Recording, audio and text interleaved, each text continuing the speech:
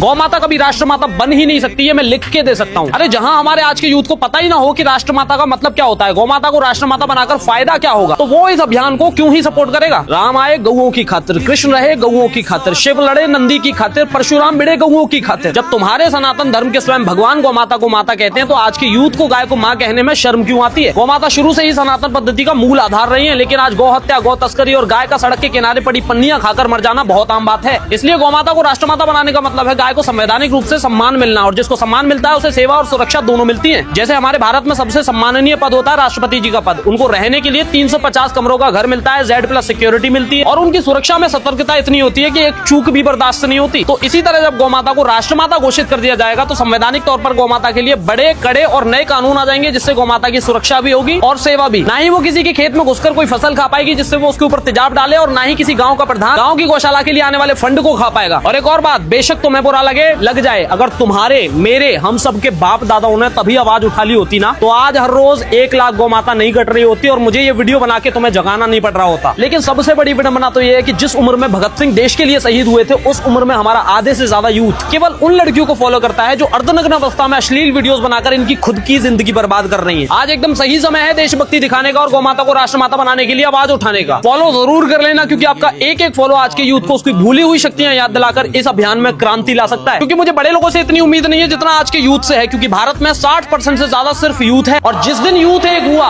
उसको हराना नामुमकिन है। कर लो फॉलो।